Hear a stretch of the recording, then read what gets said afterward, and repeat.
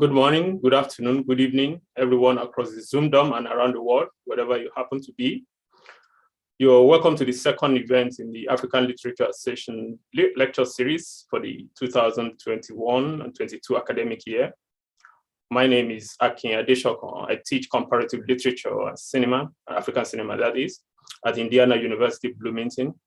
And it has been my pleasure to coordinate this series with my colleagues in the Executive Council of the Association, including Matt Brown of the University of Wisconsin at Madison and James McCullough of William and Hobart College in Geneva, New York.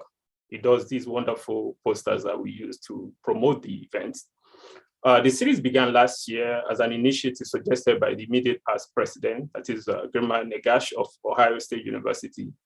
And it's continued to receive the support of the Executive Council this year, particularly of the current president, Mohamed Kamara of Washington and Lee University, who is a co-organizer of this series. So I thank all these colleagues for their work.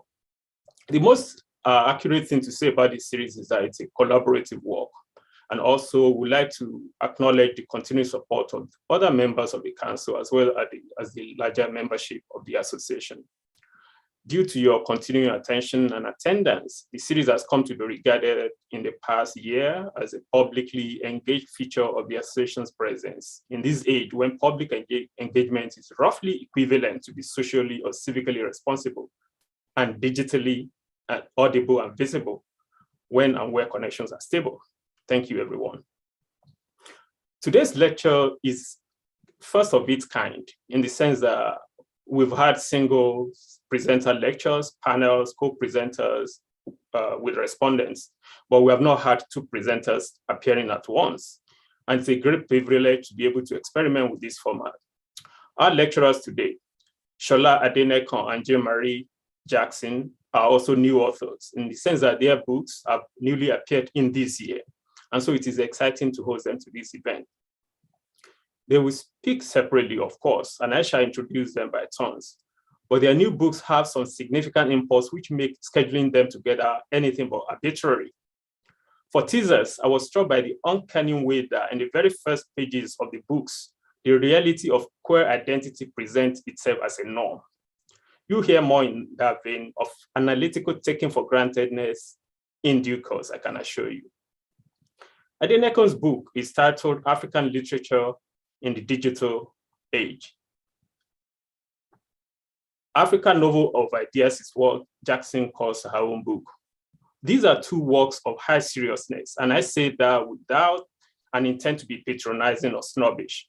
The intent is to draw attention to how these books engage, to paraphrase Michel Foucault's term, everything that is happening, or in a different and perhaps more resonant register, contemporaneity's peculiar mess, as a colorful Nigerian politician, Adekoke Adelabu, once remarked, of the synchronic character of his vocation.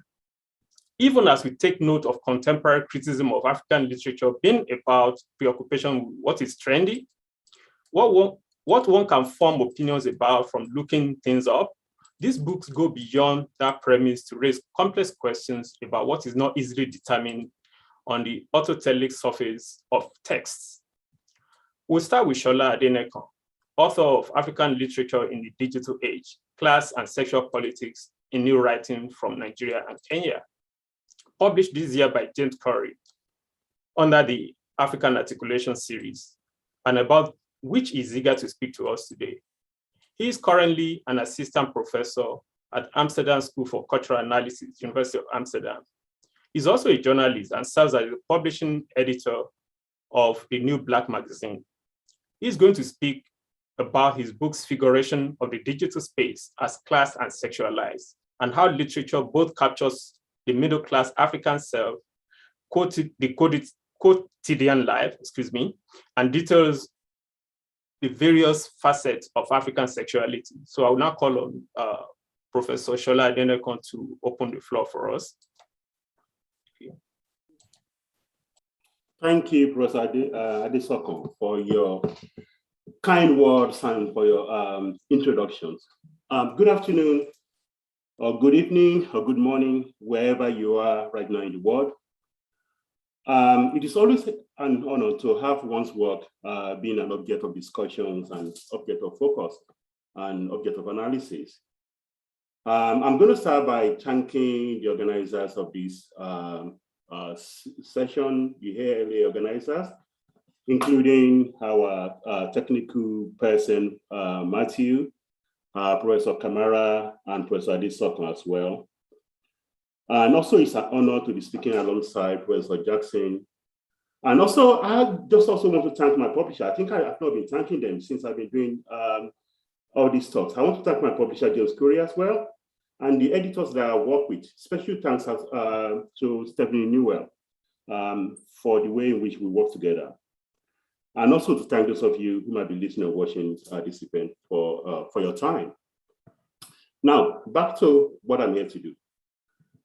What I'm going to be doing today is to put together my own reflections on the book with the hope that these reflections, which may seem fragmented, can lead to a substantive conversation about the book at the end during our question and answer session. Books, as you may know, have many stories behind them. Stories that preceded their conceptions, stories that emerged during their conceptions, stories during the process of publications, and post-publication stories. So books, in whichever format we are talking of, be it digital or print, are made of stories, and they also tell stories. As Africans and Africanists and students of African studies, and those who indulge in digital culture, we know that stories are the stuff of theory. Stories theorize, and they can and we theorize through them. My book, this book, African Literature in the Digital Age, is a book about those stories that reveal the way in which digital African literary culture reflects both the contingency of the present, apologies to the great Stuart Hall for that, as well as some of the antecedents of African literary culture. These stories are multifaceted in nature, so there's no linear structure to them. The book is divided into roughly 4 parts. So we have literary networks, class, sexuality, and the quotidian. In the book, I was trying as much as possible not to create a distinction between the world of orality, the book, and the world of the digital. The contingency of the present is for granted in digital, oral, and print culture, while the antecedents of African literature tether us more towards oral and print culture. But at the same time, it is worth pointing out that the digital in the contents of this book is a continuum, because the text, because it is also it is the text. It is the text that is sung, written, spoken, and danced to. And the text is not limited by technologies because it transverses technology, time, and space. What I try to do in the book is to point us to this idea that the very heart of theorizing should not necessarily dwell in the realm of linearity, duality, and the formulaic module of Western aesthetics. Theorizing and philosophizing come in all sorts of multiple methods. The idea of an objective researcher or the objective writer is not enough. The scholar has to get involved by indulging in some dose of digital ethnography. So in the course of my research for the book, I joined listservs and social media groups, and I took part in some of the conversations that ensued during those moments. What the book has done is to follow a pattern of thinking that approaches digital African culture from an African-centric viewpoint. As a scholar of African descent writing about our people, that's my own personal view. I think we are fighting one or two fronts. Against the demand that in order to be respected, we must quote and reaffirm Western thinkers. We're also writing against a style of writing that one can describe as a pose of fake cultural objectivity and its pale beige tone. The style of writing that has turned its back on the fertile fields of clarity that is the foundation of the spoken word and instead gone for obscurity. In chapter 1 of the book, I connect the present digital literary culture with the print literary culture through some of the literary networks that have emerged in both Nigeria and Kenya over the years. Literary networks in this regard can be seen through information architecture that is informed by a sort of class consciousness, a class structure. In addition, a point to literary network has been present in the metaphors provided in oral productions and in creative writing. The entities that make up a literary network do not have equal status. Rather, their power relies on the dynamics of class, race, gender, and location. With regard to literary networks, what I was trying to say, I think, which maybe also I reiterated towards the end in the concluding part of the book, is that literary networks reflect digital modernity. In the 21st century, the notion of digital modernity speaks to the view that those who are on social media every day are people versed in new lingua francas. So writers and readers alike are different from what was used in the analog age. In both Nigeria and Kenya, literary networks provide a means to analyze the way in which a reading culture emerged to create a new public that was mainly composed of those who could read and write. My starting point with regard to literary network is the network of book publishing. Starting this way gives an opportunity to investigate the way in which print cultures not only produce new artistic genres, but also how they produce new and competing ideas about civilization, progress, and modernity. The literary histories of both countries can therefore be best understood if one studies the workings of the people who form the circle of writers, publishers, readers, and even the political class. This is because literature expresses not only the worldview of those who constitute a literary circle, but also carries the exigency of the society from which they emanate from. With digital literary networks, the book engaged with local, continental, and global interconnectedness, in addition to the flow of information between the global south and north, and the various concepts of network that emerge from this multi-directional flow of information, relationship, and data. In the book, I see digital literary network has been composed of writers, readers, publishers, bloggers, editors, and scholars. Writers can function as readers, and readers may function as publishers. There are also scholars who are creative writers and who also function as publishers. These entities in a literary network are complex and interlinked, and they produce their own distinct aesthetics, as in the case of a Kenya project that I use a lot in the book called Koroga. Since the production of the book, I've been getting a few comments. I've received a few comments. One of the things that people have focused on is this dynamic of class, which is also a key focus of the book, class identity. I have always been fascinated by the idea of class and social status and the way in which these elements dwell within the terrain of Euro-modernity, traditions, and African modernity. A starting point for me in the book is to look at the close link between art and class. Each social class often trying to define itself by devising and utilizing arts that truly capture the very essence of its existence, but also because various elements of day-to-day experiences are often portrayed through the prisms of one old class. So what you see online is literature making the experience of their writers, not all the time, but some of the time. The idea about social status that one can see in oral African text problematizes the idea of social class that seems to mimic that of the West. What I was trying to resolve in this book was the complicated nature of the social classes in many African societies. For example, there are rich traders in Lagos and Nairobi who might not be highly educated, but come from families of wealth and property many generations down the line. They indulge in their own form of literature. At the same time, they also use internet regularly and trade in mobile money every day. On the other hand, we have school teachers who are living on the breadline, who may not be able to afford regular internet access. How do we categorize these people in terms of class and in terms of literary taste? Another key part of the book is the idea of sexuality.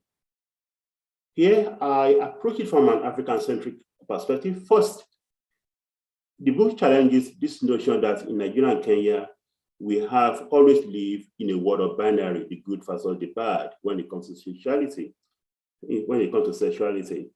Here, I'm thinking about the way in which the explicitly sexual and the profane are seen as the exact opposite of the sacred and the spiritual. Again, I drew upon my own Yoruba tradition in looking at the explicitness and the graphicness of sex that one encounter online, especially in the work of female writers like Kiri Taye and Joy Isibewagi. What really characterizes the discussion of sexuality in the book is the insistence that current discourse on African sexuality, especially female sexuality, is heavily impacted upon by the project of colonial modernity. In chapter 6, for example, I argue that the starting point is that over the course of a century, discourses around the figure of the modern girl are about sexual deviancy, and that middle-class writers and middle-class readers are central to this narrative. While many new texts in the digital space can be read as representing an alternative to the mainstream media discourses and literary discourses on sexual intimacies, other new texts within the space, I point out, also likewise perpetuate familiar narrative about sexual decorum.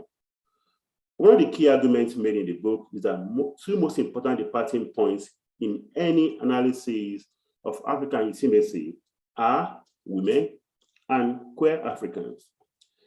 This is important because surrounding African female sexuality and queer sexuality, discourses surrounding African female sexuality and queer sexuality represent a conflict between African and European notions of gender, romance, courtship, and sexual relationship. For example, writings about women who do not conform to prevailing sexual decorum often reveal anxieties over the impacts of Euromodernity on African society. I mean, same, impact of globalization. When some writer portrays sexually confident women, we tend to see an amalgamation of African and European anxieties over the African female body. One in which the body is, on the one hand, seen as a site of community purity, and on the other hand, is envisioned as a potential site of sin and moral weakness that some deem as emanating from increasing westernization and globalization. The argument about this perceived encroachment of westernization is also used by some when discussing queer sexuality. One of these positions is confusion over what constitutes African sexuality. So what I'm trying to say here is that even what is being written online and what is being discussed online with regard to African literature, there is still an enduring legacy of Victorian era sense of what a woman should be and what a man should be. So the discourse on sexuality and gender is still being informed by a Victorian era Christianity and Christian discourse. Okay, I'm aware of time. Also, I touched on queer violence, and I think this is quite important. What I was trying to do in African literature in the digital age is to question why violence is portrayed in a certain way within fictional narrative. And I was trying to get readers to ask some questions, including, is the violence merely a means to an end used as a tool by homophobic and heteronormative governments and foreign missionaries to promote the idea that queerness is un-African? Or is it an authentic portrayal based on the sufferings of real queer people communicating within a community of other queer people, that they do not, that they are not alone. How does Euro-Christian modernity contribute to the violence constantly inflicted on the bodies of queer Africans, which literature often try to depict?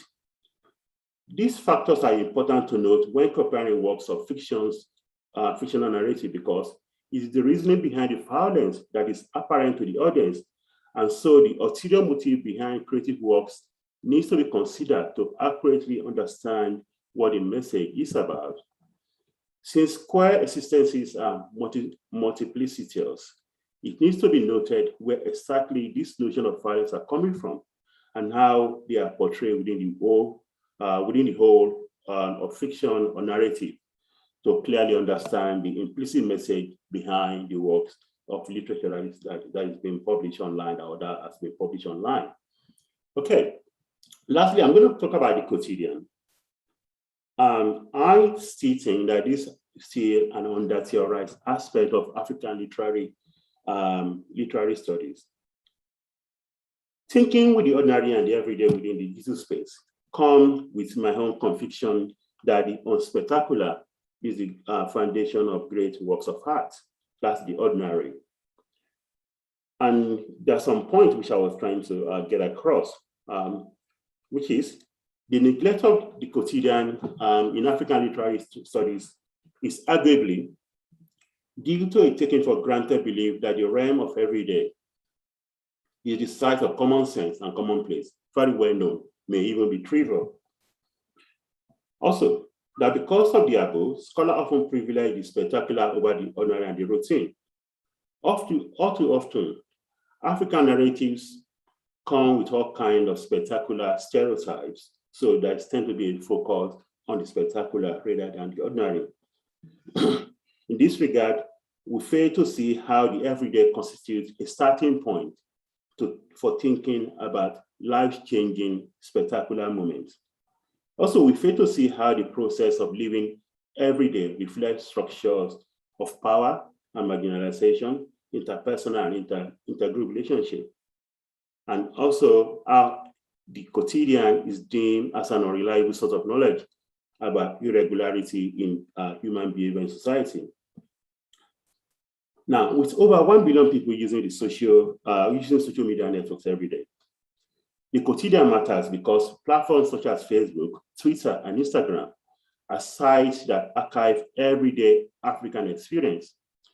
For many Africans, the mobile phone is an everyday, ubiquitous, functional tool that people use to access social media as part of everyday engagement with literature and the world. Those who partake in this digital conversation that take place every second of every day are doing so as participants in digital modernity. The idea of modernity that I'm speaking of, which is relating to from where I started this presentation, points us to newness and progress. And newness and progress rely on everyday engagement across digital platforms. So what I was trying, I'm going to end up with this point. I wanted to see every day on social media or every day on various internet platforms as constituting a teachable means for researchers and providing a new chance to become aware of the things that we as researchers take for granted and the ideas that we dismiss as insignificant, which are somebody else's everyday reality. Without the ordinary, the commonplace, the quotidian, there is no insight and there is no art. Okay, so that's how I'm going to finish. I look forward to your questions and your responses. Thank you. Okay, well, thank you very much, Professor Adenekan. And that's quite thought-provoking. I will come back to the points that you raised, both from the audience and from our own end as well. I'll now turn to Professor Jeanne-Marie Jackson. She's our next speaker, an associate professor of world Anglophone literatures at Johns Hopkins University, and received a PhD in comparative literature from Yale University. Jeanne-Marie is the author of two monographs, the African Novel of Ideas 2021, which she will discuss in a moment, and South African Literature's Russian Soul 2015, as well as a wide range of scholarly and public-facing essays. She was named an Andrew Carnegie Fellow earlier this year. Is ready to speak with her. Jeanne-Marie, you're welcome. Hi, Keen. Thank you. Thank you to Matthew as well, to Shola, and to the ALA for inviting me. ALA is probably my favorite scholarly organization, so I'm sincerely happy to be here, wherever here is, following on Shola's talk. I apologize for kind of the bad lighting. As you may be able to see, I am living out of a hotel room at the moment, so my setup is not the best. I happen to have a copy of the African Novel Ideas right here, that thing where you dig around and try to find your own citations. And I wanted to just hold it up and give it a quick shout out, not because of me, because of the photographer. The cover art on this is by Lidudu Malangani, South African writer and photographer who a lot of you may know, and I'm just completely in love with it. I think it's probably one of my favorite covers of any book, and I feel like I'm allowed to say that even though it's mine. So the subtitle of the book that I'll be talking about today, the very same, The African Novel of Ideas, was originally Intellection in the Age of Global Writing. It won't surprise any of you who have also published books here that my press was not prepared to let that one stand. So intellection became philosophy and individualism, which is, in the end, and to be fair, probably a clearer formulation of the book's guiding concerns. Still, following the title from its first formulation to its second reveals something, I think, about how the African Novel of Ideas conceives of the relationship among its key terms. So Africa, the novel, the individual, and the idea. Let me say at the outset that what I wanted to do with this book was to show that, or really flesh out the precise formal configurations of how African texts across roughly a century, the book goes from 1911 to 2014 in terms of primary texts, and from around 1900 to very recently in terms of its secondary texts. How these texts across roughly a century have been oriented not just to collective action or social world making, a term I think a lot of us know, but also to the often lonely work of reflection and reasoning, moral and otherwise. The also here is important. This is not a contrarian exercise. These have by no means been mutually exclusive dispositions. And indeed, that is part of what I wanted to draw out in charting intellection's diminution as what narratologists might call a utile force. That is, something that helps drive connection between the turn of the 20th century and today. On its face, the book thus offers a fresh genealogy of a certain kind of figure in African writing as key to unlocking larger historical challenges within the locations in which the book takes place. So it's Gold Coast, Fanti Gold Coast in present-day Ghana, Zimbabwe, South Africa, and then there's a chapter that moves between Uganda and goes a bit into Kenya, although I wouldn't claim any real expertise in East African writing. The figure that it's charting is one that Askia Mpashlele once described as, quote, still living the context, but seeking a corner where I can try to understand things. In search of this impossible corner, the African Novel of Ideas chafes a bit against what has become a common emphasis on fluidity, affect, or even the earlier psychic emanations, to use his term, of an explosive cosmological writer like Wole Soyinka. I wanted to rather chronicle the fate of philosophy as a more clearly demarcated textual object and systematic way of thinking, a character of sorts in its own right. Now, the other part of this task was to put African novels in conversation with African philosophers, not simply applying philosophy to literary texts, but showing how the novel and academic philosophy in various African settings have converged around shared questions of personhood, the parameters of Africanness, and the interplay of individual thought and communal identity. In this way, the Akan decolonial philosopher Kwesi Wiredu and the Gold Coast statesman and writer J.E.K. Hayford, I'm writing a book on him now, actually, a kind of spin-off book, Or in the other direction, Emmanuel Chukwueze and Jennifer Nansubuga Mukumbi are interlocutors separated by time, but drawn close by method. It's not so much a matter of arguing that novelists are philosophers, though I suppose I wouldn't dispute that point, so much as it is one of charting the meta-reflexive constitution of African humanistic traditions and parallel. The African novel and African philosophy, such as these fields can be said cohesively to exist, are products of intense categorical interrogation. What is philosophy? What counts as philosophy? What is the novel? What counts as a novel? I think that more than in other traditions I've worked in, I was trained as a comparatist, this is really the hallmark of certain modes of African discourse. But whereas an earlier intellectual context that made for a natural, even if unobserved, partnership between philosophy and fiction, in recent years, the gap between inward and outward facing kinds of selfhood, what we might call the self that interrogates versus self-interrogation or something like that, feels slightly more pronounced. To be strategically crude about my book's origins for the purposes of a very short talk when all of us are exhausted from the past year or two, what I've been interested in is the historical arc from African novelists who self-present as intellectuals, proudly, even arrogantly flaunting their philosophical credentials, to novelists now common self-presentation as people who just tell stories, nuanced and humane as those stories may be. How did we get here? I'm not sure my book quite answers that question or could, but it does attempt to flesh out what it means for the kinds of individualism that African novels tend to construct. To that end, the African Novels of Ideas begins in 1911, as I mentioned, with a novel by the Fanti Gold Coast statesman and writer J.E. Kesele Hayford called Ethiopia Unbound. It's often credited with being the first novel in English published by an African, if you don't count things that have been serialized in some of the Gold Coast newspapers.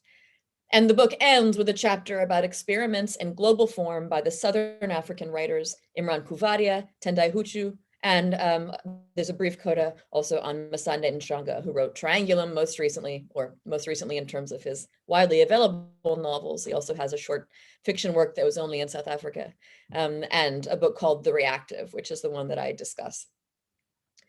Granting a whole lot of twists, turns, and caveats along the way, the gist of the book's trajectory is that self-professed philosophizing for Kesele Hayford and his ilk is, representatively of its era, a key part of both civic engagement and narrative or metonymic logic. Whereas recent African writers who have tried to represent what I call in the book the individual on the brink of world-expanding abstraction have done so to amplify its socially alienating effects.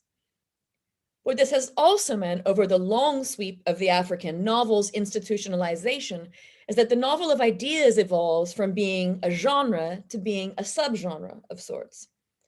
Ideas taken at face value give way to the idea of ideas as they are enmeshed within the intractable social and representational problems that accompany an acute self-consciousness of global experience.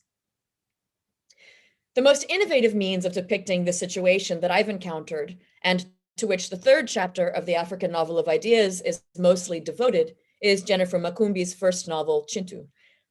Mukumbi builds one character and plotline, Mises, for those of you who have read it, that represents the novel of ideas in kind of an old guard sense, right? With formal training in multiple traditions, someone who conceives of himself as an intellectual. Sorry. And then another plot line that sees the process of reasoning usefully divorced from a socially disembedded notion of rationality. But Chintu is in a league of its own, as I think most people here who have read it will attest. Of course, what gets written and circulated bears intimate correspondence to what people are interested in, primed, or able to read for. And a quote of Nemwali Serpels from an interview a few years back with, I think it was African Words, has stuck with me as typifying this relation in the present context of my book. To understand is only one of many ways to read, Serpel said, and it is not always the most important. It's a provocative suggestion, to be sure, but I'm interested more in the opposite tack. What of understanding as a mainstay of literary ambition, as distinct from feeling, observing, even from agitating? Has structured understanding somehow run its course as a novelistic paradigm? Now, the narrative of philosophical death as a facet of secular modernity that bleeds into the neoliberal diffusion of the intellect is a relatively common one. A line extending from Nietzschean nihilism through Adornian elegy and all the way, arguably, through today's rather frantic concerns, some of which, frankly, I share, about social media. As what was once the definitive form of this modernity, the novel is often pegged to the conjoined causes of imagination, embodiment, and characterization over reason as such, the whole philosophers versus the poets disquisition, although arguably the novel is something quite different even than that example. But perhaps no other set of novelistic traditions as Africa's have been so marked from their inception by the presumed absence of philosophical concerns, identified and incorporated into teaching canons by an implicit and actually sometimes explicit sense that ideas as ends in themselves have just never been a big part of that literary landscape. Part of this is due to the ethnographic bias baked into the rise of African literary studies, a history with which I suspect this audience will be more than passingly familiar. But part of it is also due to the absence of 18th and 19th century scholarship in the field, for obvious reasons of print institutional periodicity. Whereas scholars of the novel's intellectual histories in Europe have had to reckon with the individual's complex transformation by liberalism, African novel scholars working within a wider post-colonial ambit have been compelled to take individualism's creation by liberalism more or less for granted. So we often start with liberalism's historical implications rather than its differently fraught genesis.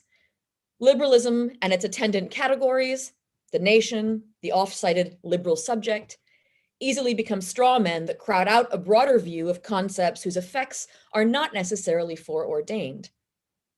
More generously, they've been cast as starting points for critique, rather than themselves products of complex negotiation. I guess you could say that the African novel of ideas is an effort at recovery by unburdening, which is to say that I wanted to see what might emerge from eliminating a habitual kind of reactivity from reading African fiction and the African selves at foregrounds. So what do I mean by intellection as a part of this process? Traditionally, in different ways within Greek and Cartesian philosophy, intellection is distinct from imagination or discursivity, and that it's about apprehending first principles. Intellection, that is, implies a reckoning with abstract ideas or ideas that hold true outside their embodied or lived out status. You can see how fruitful and perhaps frustrating, certainly would be for me, this might be for novelists who are interested in it. The easiest way to represent intellection is, of course, via characters who perform intellection. You represent philosophy by representing philosophers, in other words. And so you automatically run into category blurring that in philosophical terms easily becomes a category error. It's the pursuit, though, that I'm fascinated by, and what it says about how African writers navigate the boundaries between social priorities and an abiding commitment to preserving that corner that Mpashlele invoked.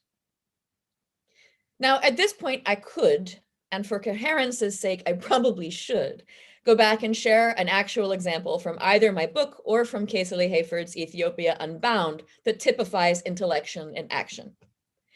But since I'm currently spending every day, including today, Saturday, academics are crazy, in archives working excitedly on my third book, which is entirely about the creation of the Fanti intelligentsia around the turn of the 20th century, I'd like to take the opportunity to share an unpublished description of Keseli Hayford, which I found at SOAS.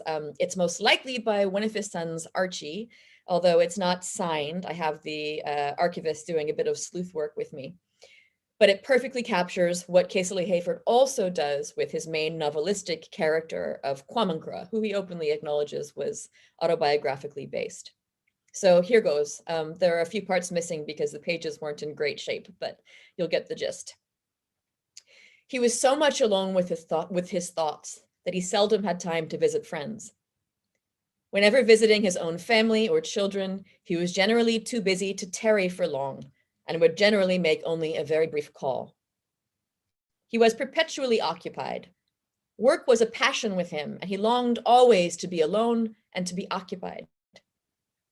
After work hours, he spent a great deal of time in meditation, and he was most particular about dental hygiene and cleanliness, and often spent hours using chewing stick when he would stand silently, wrapped deeply in thought and planning out some journalistic article he was about to write, preparing a speech he was about to deliver, or solving some problem as to the possibility of reincarnation or the law of karma. He invariably had a pencil handy and would, as some important thought struck him, rush to his dressing table and jot it down in his diary or on an old letterback or other piece of paper. I'll end there, but the description goes on for some time. Now, Casely Hayford was a consummately culturalist, civic, and politically minded figure. For those of you who don't work in that region of Africa, he was an acclaimed and highly effective activist for Fanti nationhood and Gold Coast legislative self-representation. He was a co-founder and eminent officer of both vice president and president of an organization called the National Congress of British West Africa, among the first, if not the first, regional and Pan-African political bodies. All of this makes it into his novel, of course, but he's also concerned to formalize what happens in the kind of meditative periods described above, silent standing, deeply wrapped.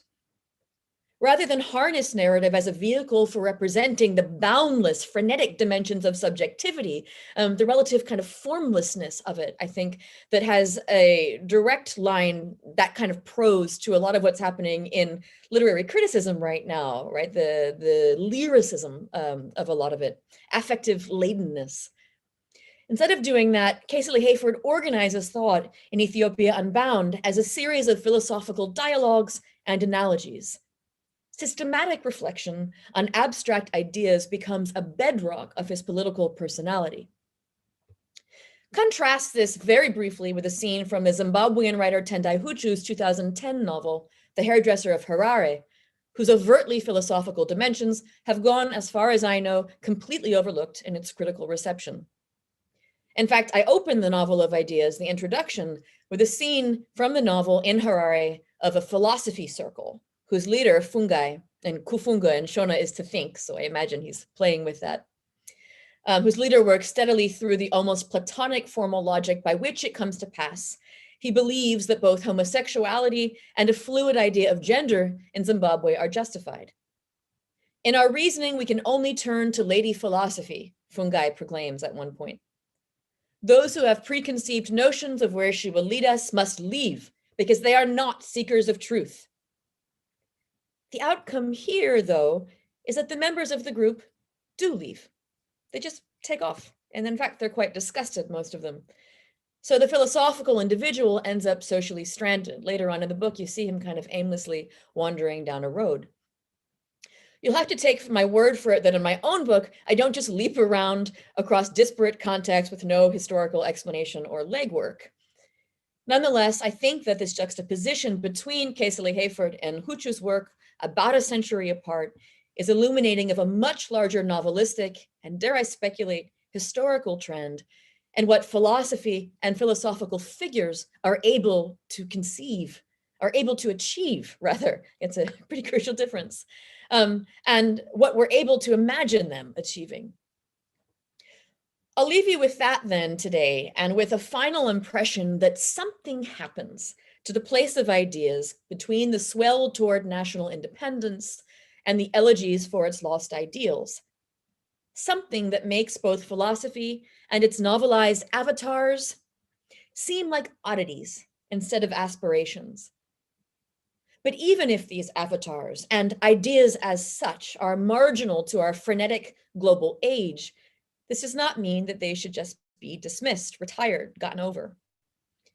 Whether in the streets of Harare, a Kampala home, or a Durban crowd, to take just a few of the settings treated by works that feature in the African novel of ideas. There's never been a more crucial time to give them their due. Thank you.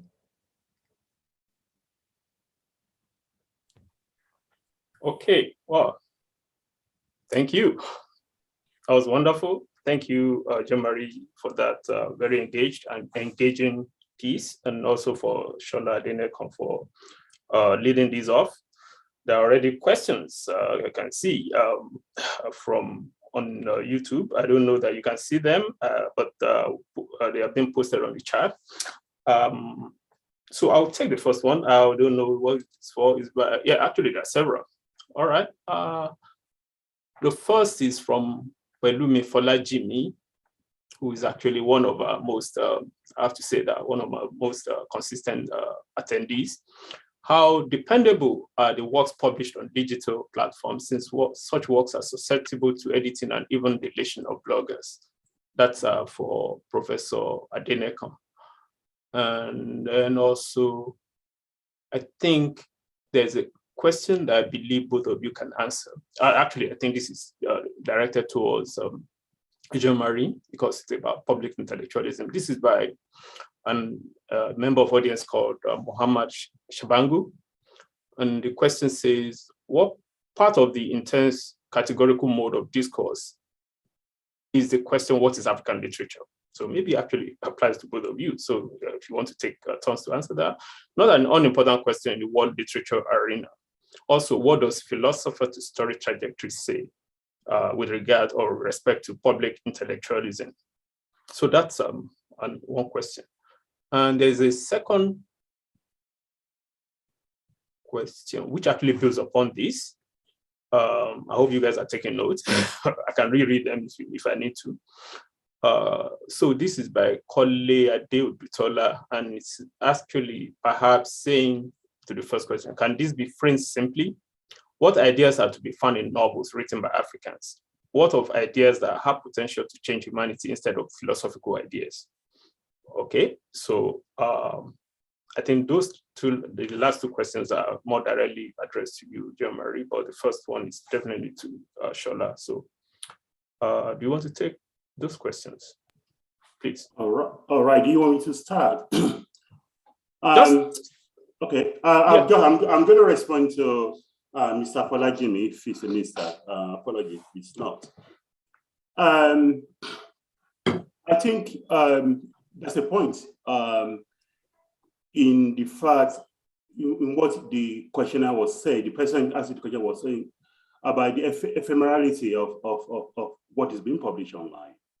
How dependable, but that does not affect the reliability or the relevance of the text. I acknowledge the fact that even some of the work that I use in my own book are no longer online. But at the same time, that does not diminish the quality of the text. I think one thing we need to realize is that what's being published online, what online publication has done is to subvert these politics of post-colonial publishing, in which a writer has to cater to certain tastes, which is administered by Western publishers. It's allowing writers to go straight to the audience, be able to, the fact that you can publish your work on blogs, the fact that you can publish your work on social media allows you to subvert that politics of writing to a specification of what constitutes African literature. But at the same time, we need to recognize that there's now emerging a new form of control in which the audience, the people who are reading the work themselves, comment on the work of literature. Also, there's a community of writers that actually look at work of literature and comment on them. And then you see this text undergoing further form of revisions online, whether coming from the comments being passed by readers or comment by fellow writers.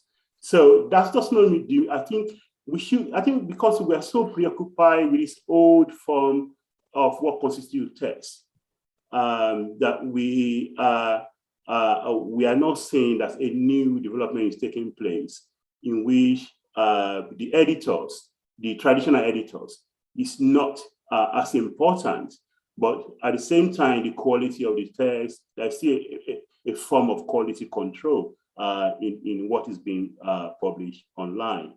But I think the problem that scholars of digital humanities share with literary work of literature, what we face is the fact that the ephemerality of some of what is being published, which is why it is now our own duty to archive texts that we think are important, to keep archiving them in our own way. Maybe story, like I archive texts on Facebook. I have a special platform which I archive all these materials. So it is for us to archive those materials, knowing that the writer may decide one day, I don't want this to be accessible again, or I want to change it, or I even want to delete it permanently. I hope that answers his question. I suppose so. Yeah, I mean, it's kind of debatable, but at least you've done the answering. What I mean by debatable is that when you now sort of archive on Facebook, who owns that? Is that a form of digital feudalism? I mean, Facebook is owned by Mark Zuckerberg, and he's going to make money from it. I mean, that's it. So, but of course, your point is made that, you know, at least it's retrievable, maybe at a fee. If you create a different kind of platform, maybe some kind of archive, digital archive that is not owned by a for-profit kind of entity, then there's that. But then, of course, the question of retrievability is very important. But the question as important is the question of, you know, who actually controls this, because the degree to which it's controlled is also the degree to which it actually becomes available. If you have to pay exorbitant fee to extract the material, you see what I'm saying? Yeah, I mean, so in other words, I'm saying that the question you answered him in very clear terms, but then it's also these other things. So have you thought about that? In fact, has that occurred to you in terms of, you know, when you know the relationship between archiving and digital feudalism, or the question of profit motive, which you also raise in your book? Yes. Okay? Yeah. So it's quite interesting. It's quite good that you actually mentioned that I raised this in my book. Okay. But at the same time, I think the reality, which is a discussion I had with my student not too long ago, when this similar question was raised, was to point out to them that we need to recognize that text is a commodity. Literary text is a commodity. It has always been a commodity, and you know, there's a marketability towards it. I think we have this whole Marxist romantic notion of what texts are, you know, and there's a whole lot of market surrounding the text. And in the digital age, what we are seeing is just a continuation, in a way, of what we had during the golden age. That's what you think of the book. Okay. And we think we cannot escape the market forces when it comes to text. I mean, that is arguable anyway. Okay, well, that's good. The debate will continue in some way, but it's actually productive for that reason. So we turn to Jeanne-Marie Jackson. So there are these two questions, which are like, one is the extension of the other. Do you have it down, or do you want me to repeat it? I can see them actually. Oh, you can see them. So that's good. All right, chat. So go for it. Yeah, hi Mo. It's nice to know that you're here. Hope life is good at Colby. Yeah, so what is African literature question is, I think, something that I'm interested in as a phenomenon. I will say that when I was writing this book, I adopted, after having gone through every possible version of answer to that question, right, over the course of my career, I adopted a really, really basic one, which was that the books that I'm admitting into this are books whose writers have had their formative experiences on the continent, and books that are at least largely addressed to things that are happening on the continent. I don't just mean political events or what have you, but where that is the wellspring. I realize that is potentially a contentious definition. I am not interested in, gatekeeping anyone's anyone's desire to call themselves African or anything like that. But I also don't think that diasporic fiction is at any risk of falling off the radar. And I think that one cannot necessarily say the same about the way that we attend to African fiction that is about Africa in the most basic material sense. I feel this very strongly, right? That we have to kind of fight for that field and that terrain within our field. So that was my own standard of attention, you might say, and there could certainly be others. The philosopher to story trajectory, yeah, I mean, that's kind of like the story of my book in some ways. Obviously, there's a lot of other stuff in there, that follows particular trends within analytic philosophy and how they line up with certain formal techniques within the novel. But at the end of the day, it's really, really an interesting and to me kind of woeful tale, how it's become possible to have major writers, heralded by academics all over the world, who say things like, oh, whatever, like theory, or when you ask them a question at an event and you're really trying to earnestly engage with the work and get at something, to be dismissed. And this has happened to me multiple times as, oh, look, I just tell stories. Piece after piece in The Guardian. Now I'm not going to like call out names or something, but writers themselves who kind of adopt this standard of characterological nuance and uniqueness as being what fiction does. And on the one hand, okay, I can certainly see how as a writer that's important, and the nuts and bolts of character creation are not something that I'm sniffing at, but a whole lot has dropped out of, sort of the most circulated conversations about what it is that literature does.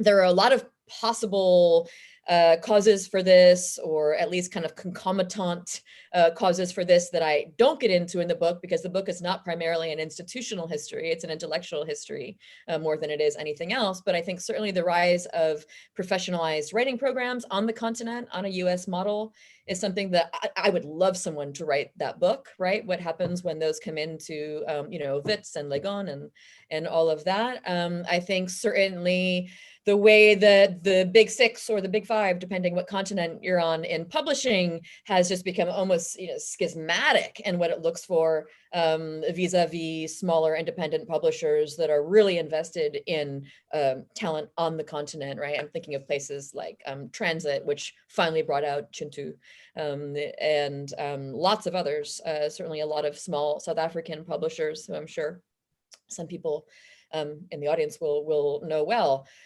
So there's an institutional side to it, but I also think there's something more profound, and it's something that I only was able to begin to do justice to in this book, which is the turn to experience as an evidentiary heuristic.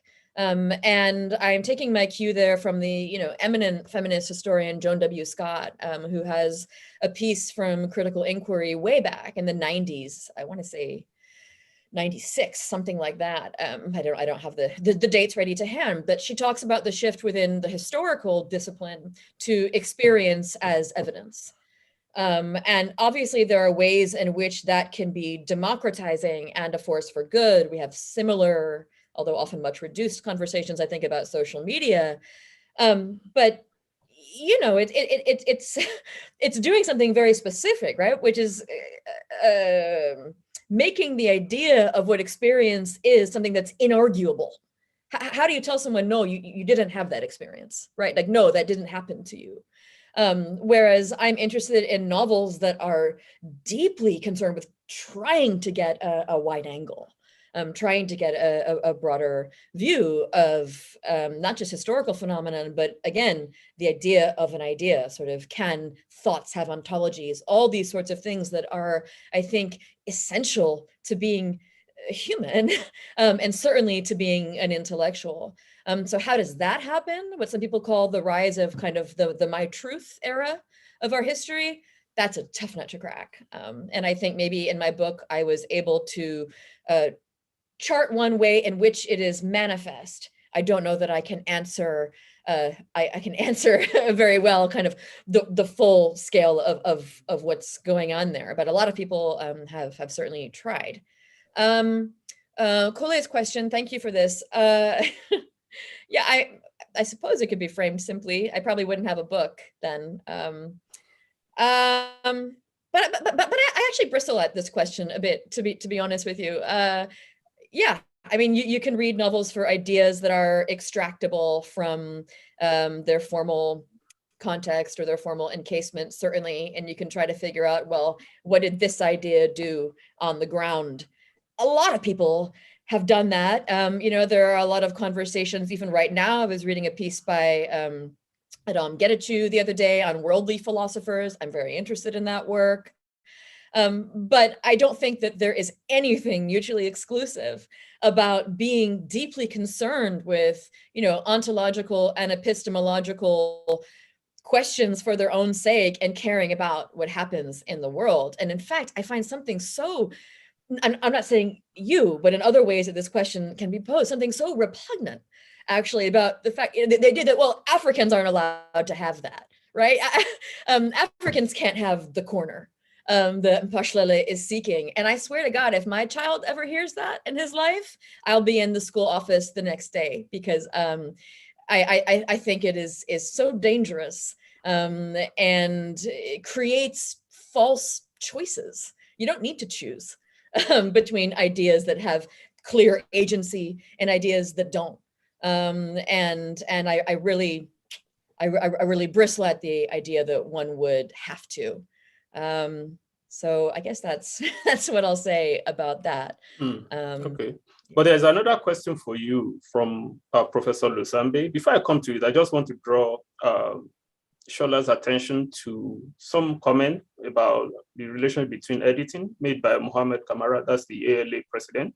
The fact that once something is not in print, it's online, you can actually say, okay, let me read it. And then sometimes you can solve problems that way. If somebody says, don't mention my name, then tell the webmaster to say, please, can you delete that name from this article? And that problem is solved. So I just, it's a comment, but it's a very useful one. So the question for you, and it's for, I believe, for Jeanne-Marie from Lukaganka, Lusambe, great talks, Jeanne-Marie. Where will you put Ali Masri's The Trial of Christopher Okigbo in relation to the novels of ideas you've studied in your book? It's very straightforward. You can't bristle at that. So, Loka, it's going to be an equally straightforward answer. And thank you, by the way, for coming. I haven't read it. I should, and I'm embarrassed to say I haven't. But one of the nice things about finally getting tenure is that I don't have to lie. So I will get it, and I will read it, and I will weigh in on this question. I promise you. And you will receive an email from me at some point after I'm finished with a couple of things I have to do. So wait for it. That's fair enough. All right. No questions coming yet. But let me quickly say this. I was listening to both of you, and I thought I'll ask this question for both of you, that is. I have several different questions for you, but as always, I'm happy to just moderate and let our audience do this questioning. So, and this is a question really about how do you guys come to write these books? Shola said a bit about the beginning of groups online, some kind of relationship between gathering online and literary people, and you did a lot of work about that. But there's still some stuff to be puzzled out, because listening to you and reading your books, I basically, as I said, I mentioned the fact that I was really struck in a very positive way that very early you both sort of take for granted that something as controversial as queer identity is a norm. And I think that that's fantastic. But at the same time, okay, you are also located, right? You are in a particular place and you're dealing with certain texts. So these are actually very, very significant issues and I'm not talking in terms of privilege. I'm basically talking about location, which can apply anywhere. So the question is, how does that question of where you are shape how you came to this book? Do these books come to you, or do you go looking for them, if you get the point? Can you say something about that? I mean, how did you come around to tackling these subjects? So who wants to go first? Go for it, Shola. First. Okay. Are Okay, you request? I was going to say ladies first, but Okay. We're both So deferring to each other. It's not a bad problem to have. Okay, I'll go then. That's a very good question. I think in regards to my book, the idea came from my own PhD studies, but then I find myself writing new chapters. So I wrote four new chapters for the book, which is the chapter 1 and other 3 chapters, including the one on the quotidian.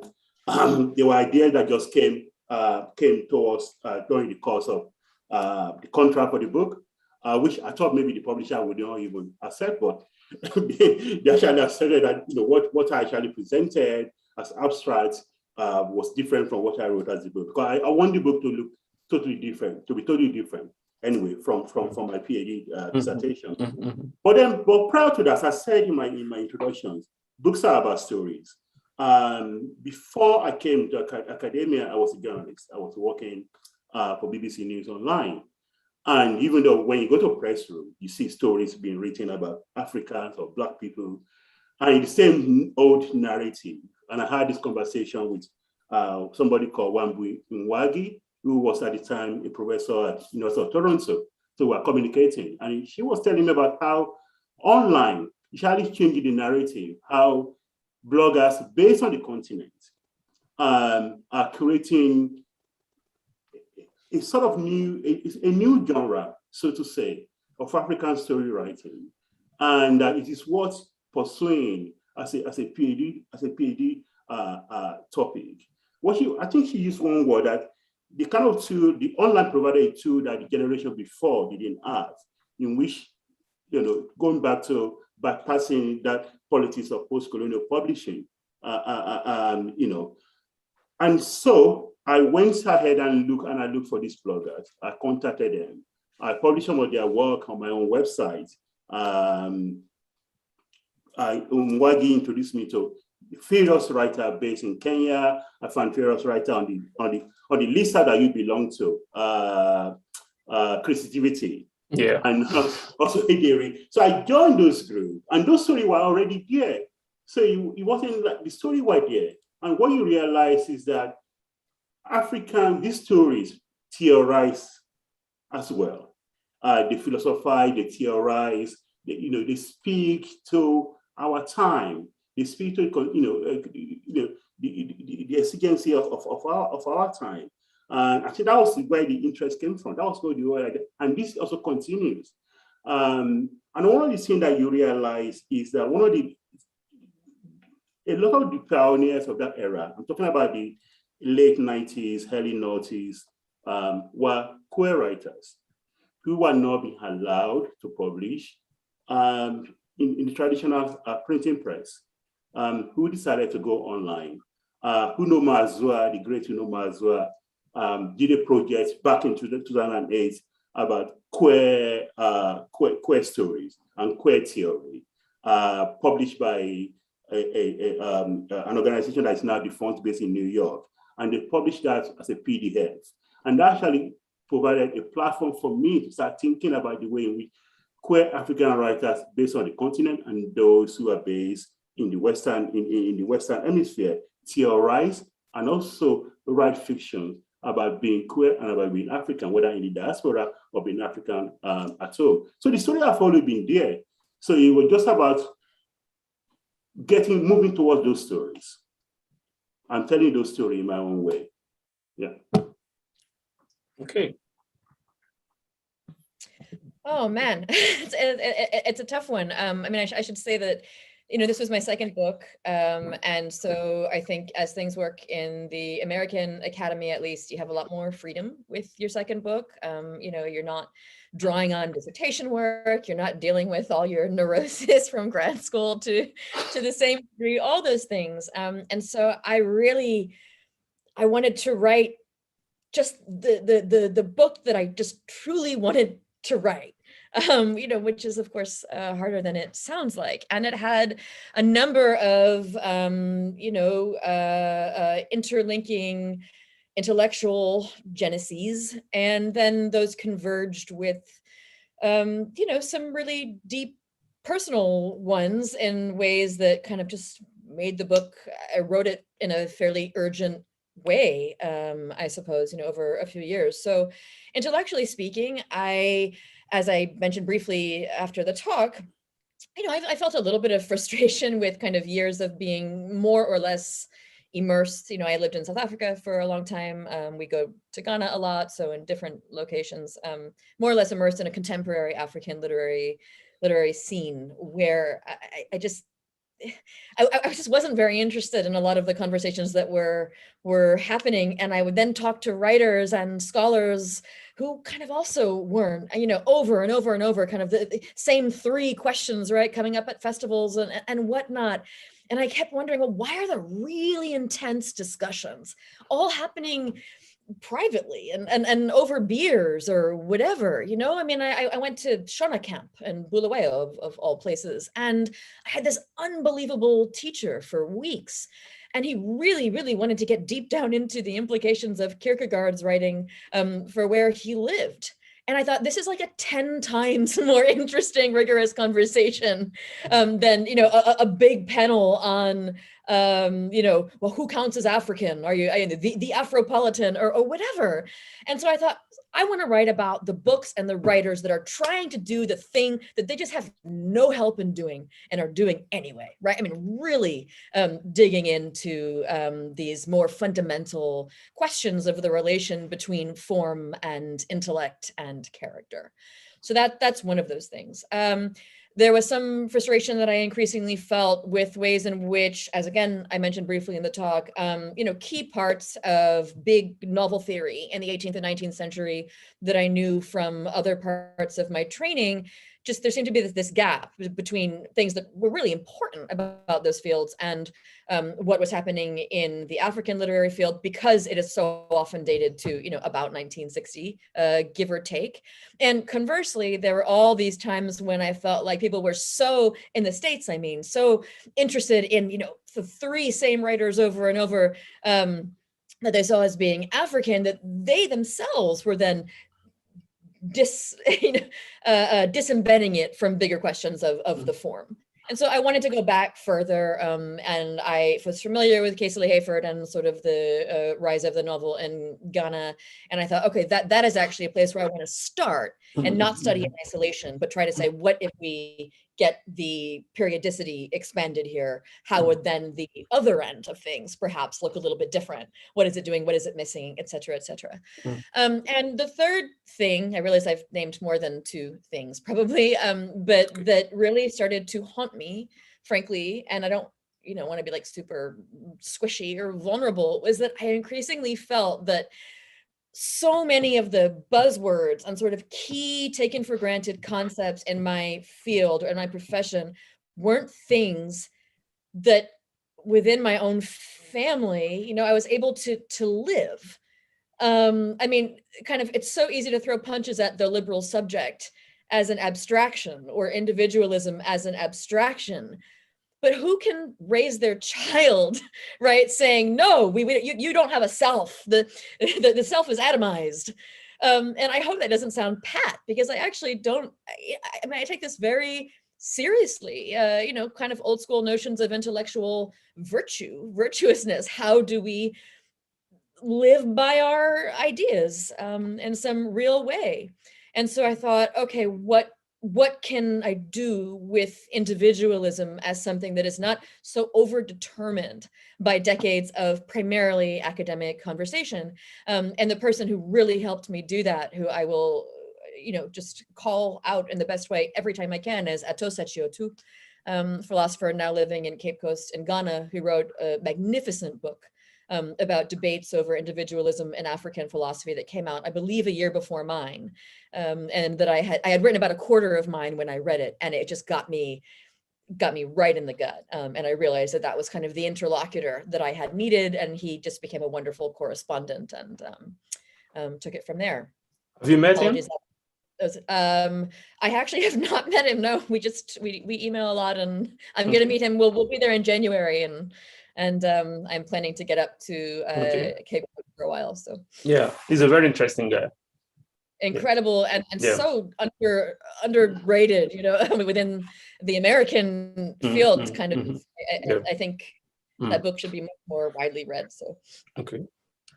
So there's a question again for you to, I think it's kind of following up on another novel. So let's ask that. It's from Mohamed Kamara, that's ALA president. So he's saying of Francophone novels, essentially whether, novels like Sheikh Ahmadu Ken Ambiguous Adventure, which actually is one of those foundational novels in African youth. I actually say that things fall apart on one hand, then Ambiguous Adventure on the other hand, and you can basically construct a very interesting story. Not exhaustive, but at least somewhere to start. So the question is whether you've thought of Francophone novels, as possible either companions or an extension of your conception of the novel of ideas in African literature. Mm-hmm. Yes, it's a good question. Thank you, Mohammed. Okay. I've had a bunch of conversations for other contexts, mainly hiring discussions about how we can do more institutional work around getting Anglophone and Francophone African studies together. The short answer is that I just don't, I try to know the bounds of what I can do well, or relatively well, and I just don't have, I have training in French, but I'm not good, and I just don't have the expertise to be able to really touch it. I very much, and I really mean this, would love to be in conversation with someone, in print or in public who is doing this kind of work, especially because so many of the big philosophy crossover stars, you might say, I'm not endorsing the star system, Twitter, okay, just so that's clear. But so many of the names people know best in African philosophy are actually Francophone philosophers. Handanji, obviously, being a big one, all the way up through Achille Mbembe, writing today. So there's a lot of very obvious terrain from which you could grow that kind of project. I probably won't do it, only because I am working between Anglophone and then a couple of Afrophone contexts, and I feel fairly maxed as it is, and that's not a very satisfying answer. But I think it should be done, and I think it's also a place where you see how big debates over liberalism, what liberalism is, definitional things that often only make their way out into more public conversation in these very reduced forms, need to be reckoned with. I mean, some of the recent controversies around David Diop's interviews, right, in the French press, and then you get two quotes translated into English, and oh God, and David Diop is this or is that. Mabankou was on a different team, you could say, around the Charlie Hebdo scandals, some years back. And so you had kind of Mabankou versus Teju Cole, almost too neat in the juxtaposition of Anglophone and Francophone trajectories. So I think that would be a fascinating kind of parallel study. And if nothing else, I think when you write a book, you hope that people can take it and run with it in precisely that kind of direction. So. Okay, well, it's good. Maybe someone will do it. And in any case, the book is in translation so maybe one day you'll be tempted to jump in. All right, so there's something that I didn't hear, which of course, while preparing for this and reading your books, sort of occurred to me. So I'll go to Shola. I want you to talk about something that strikes me in your book as a paradox. Maybe you don't see it that way. So I just want to draw your attention to it. This is very early in the book. This is perhaps maybe even in the introduction where you are talking about why you isolate Kenya and Nigeria as the primary sources or places where your books come from. One of the reasons you give is that these are two places where, there's a lot of internet connectivity and a great deal of people are there. And in other words, there is a possibility that the kind of material that you're looking to engage will be generated. And that's very, very valid. But at the same time, you're talking here actually about, in relation to just before you came to this description, you talked about question of class. So my question is, how did you mean? And I've read the book, and I know that you sort of talk about it, but I won't say you dance around it. So I'm actually trying to get you now to respond to this, which is a very important point. It came up earlier, but in a different way, which is that how do you resolve this? Maybe it's not a paradox to you, but it strikes me that at the same time that you're trying to foreground the presence, the ability, the kind of access that Nigerians and Kenyans get, at the same time, you're talking about class in terms of people who don't have that kind of access. So how do you resolve the relationship between this extremely privileged access towards the world and ability to create text or generate material, and at the same time, you're looking at the question of class? How do you respond to that, especially class in the way in which you talked about in the book, which is the so-called have-nots, right? Does that sound, am I misrepresenting you? Or? No. I mean, okay. I think your question is valid. Okay. I can also relate to what colleague Professor Odutola was asking online just now about class, when material could define class, and when knowledge and position determines. So can we say both? Okay, yeah. Mm-hmm. I think one of the things I was trying to do, one of the things that I was trying to resolve, which I think is still a struggle for those of us in African studies or African literary studies, is how do we define class? Which way, how do we approach class? And I think discussions about class have been dominated by this Marxist concept of class.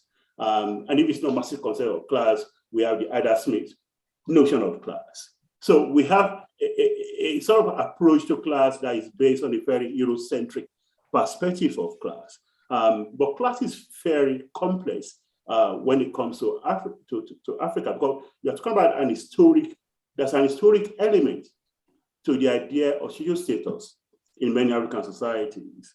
And also there is the contemporary notions that we borrowed from this Marxian notion of social classifications. But what I was trying to point us to in the book is that what is written in English, literature that is written in English, is still a very middle class project. The ideas that are expressed in these novels or short stories are mainly ideas that came from a very middle class world. And this is the way in which the space in which writers travel is a very middle class, and space as a way of refined life experience. And this is what we are saying in text, in which approach to the way in which characters are portrayed, actually working class characters or poor or people from poor background are portrayed, mimic the kind of NGO view of Africa as being a space of lack, a place of without agency. Being poor is not a problem. That's a reality. But being poor does not mean you lack an agency or you lack agencies. And I think this is what I was trying to call our attention to, how being middle class informs the way in which characters are portrayed in literature. Does that agree with you? Yeah, it does. And I mean, again, as I said, perhaps it wasn't to you a question of a paradox. And to be fair to you, you did a good job. I just found that this, and in any case, it's okay. I mean, and in any case, the question of class is actually very complex and it goes back and forth.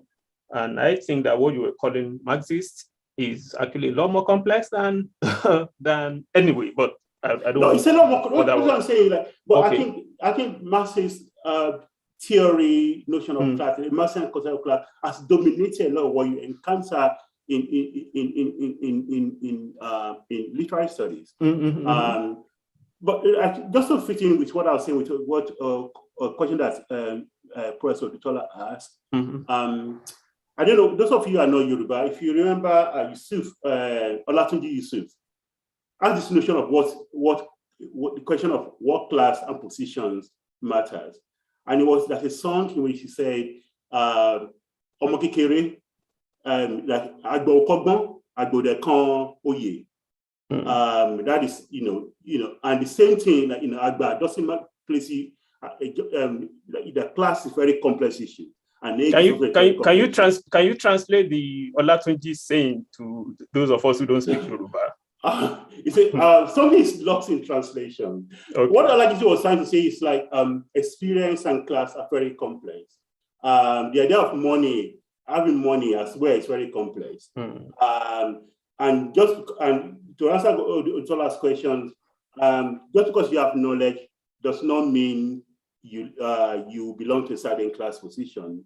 And also, just because you belong to a certain social status in society does not mean you have knowledge. In our world, these are very complex.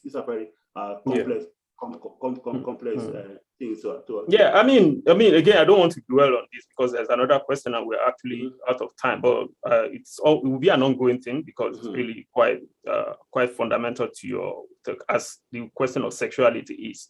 So, but there's a question for Jeanne-Marie from James Yeku, thanking you for giving it your presentation, and said you nicely bring the European philosophical archive in productive tension with varied African epistemic traditions. How limiting is a decolonial turn that forbids Adorno and others? So that's a hard question. Let's take that and then we'll round up if you don't mind. Hi, James, and congratulations on your new volume as well. This one-way screen is very weird. In answer to the last part of that question, how limiting is it? Very. And I try to generally kind of, stay in my lane, but this is the hill I will die on. Basically, it's really cliche to quote Terence of Africa, I am human and I think nothing human is alien to me. But I will do it anyway, because I think that the intense curation that happens in some quarters around what should be cited or can be cited in relation to African texts, what can be cited or should be cited or must be cited by African writers specifically, comes from a place of unnecessary, right? Kind of a needless insecurity, really. If African intellectual traditions are your center, and I obviously am not from the continent, right? But they are certainly my center. This is my whole life and work. There's no question about that. It's 75% of my reading at this point. Then there's no threat. There's no problem with bringing in absolutely anything else. Do it critically, right? Do it supportively, whatever. If I could read Mandarin, I would bring in Chinese philosophy. I can't. I mean, that's a shame. But I think that it is so counterproductive to do that kind of siloing and enforcement of epistemic traditions, in a way that is non-porous. That I mean, I won't even entertain doing it. And I think the other problem is that that's historically disingenuous, right? So many, for better or for worse, and certainly sometimes it's for worse.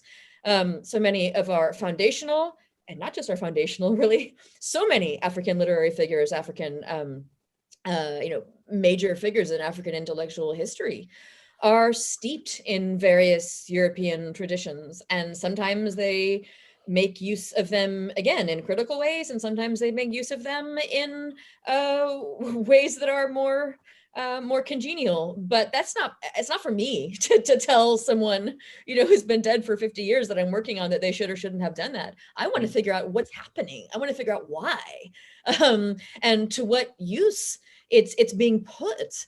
So that's my answer. And I know it's one of those answers that can lose you friends these days.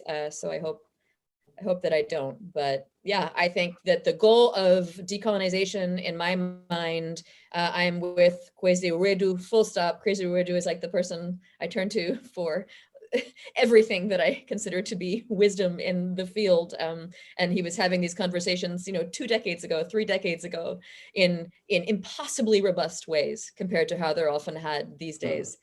Kwesi Uredu says that the point of decolonization, epistemic decolonization, is that you can put two people who are formed by two different epistemic traditions that are completely informed about the others, and you put them toe to toe, head to head. And they have a rigorous cross-evaluative exercise.